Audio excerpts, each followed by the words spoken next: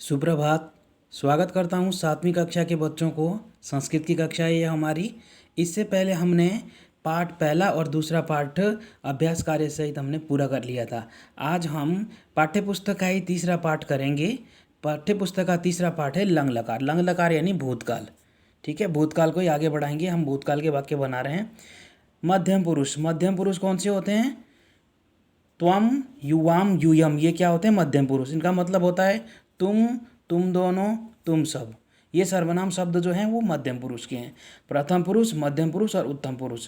प्रथम पुरुष हमने पढ़ लिया था, मध्यम पुरुष हम पढ़ ही रहे हैं और उत्तम पुरुष बाद में आएगा। परिभाषा पढ़ लेते हैं।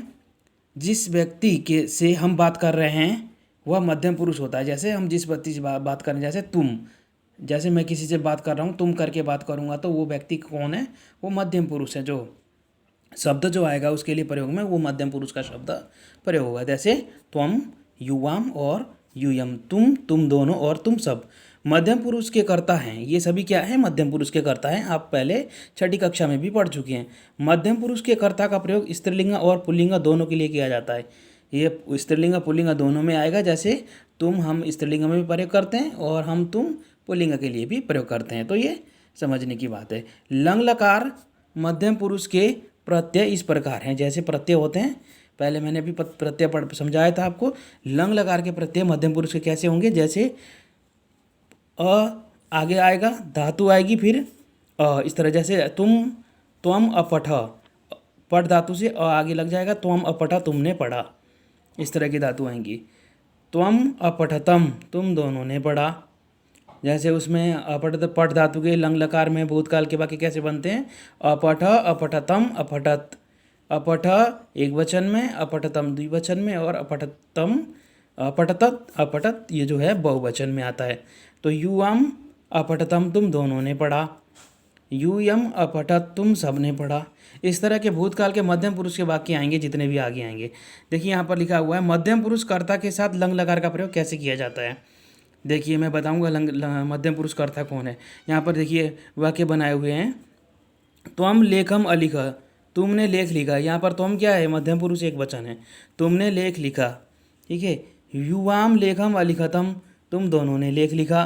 तो यहाँ पर युवाम भी क्या है? द्विवचन का मध्यम पुरुष का सर्वनाम शब्द है। यूयम लेखम अलिखा, तुम सब ने लेख लिखा। तुम सब ये भी क्या है? यहाँ पर मध्यम पुरुष का ही शब्द है।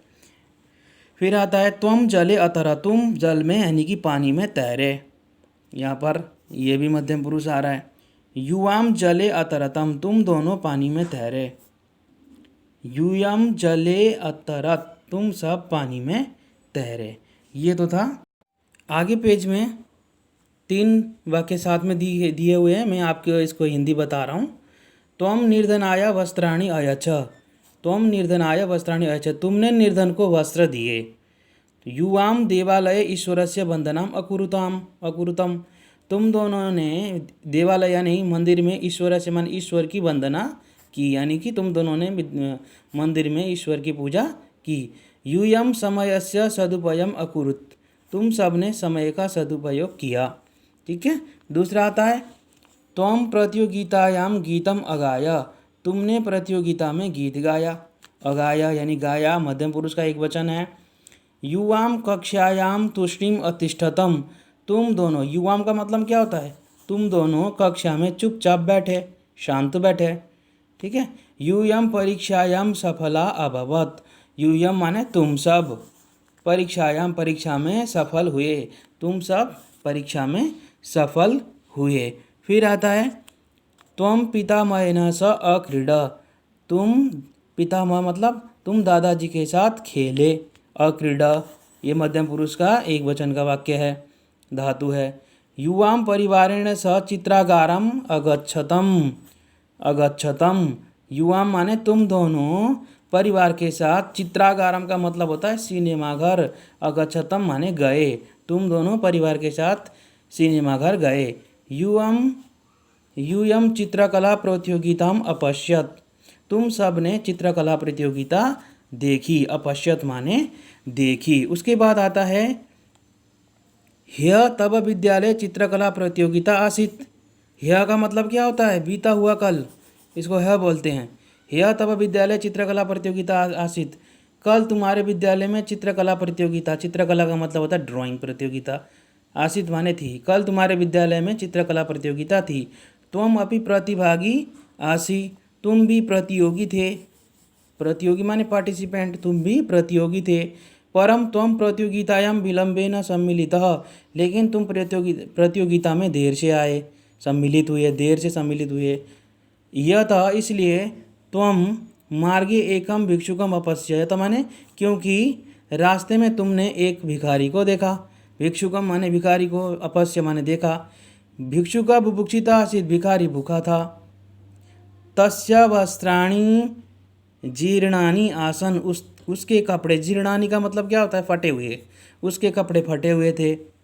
फिर आता है अंतिम में, तदैव तत्र मित्रे सुरेश रमेश च आगच्छताम, तभी वहाँ पर दो दोस्त रमेश और सुरेश आते हैं। रमेश त्वम च गृहम अगच्छतम, रमेश त्वम च, रमेश और तुम घर जाओ, रमेश और तुम घर जाओ। भोजनम वस्त्रम च आनयताम, खाना और कपड़े लेकर आओ। सुरेश तत्र तिष्ठत, सुरेश वहाँ बैठता है। सुरेश तत्र अतिष्ठत, सुरेश वहाँ बैठता है। युवाम भिक्षुकाय अन्नम वस्त्रम च अयच्छतम, तुम सब ने भिक्षुकाय यानी भिखारी को अन्न और वस्त्र दिए। यूयम प्रसन्ना अभवत, तुम सब लोग खुश हुए। जब यहाँ पर उन्होंने भिखारी को कपड़े और वस्त्र दिए तो तब आता है कि तुम सब क्या हुए, खुश हुए। यूयम प्रसन्ना बालकास्थ, तुम सब प्रसन्न बालक हो।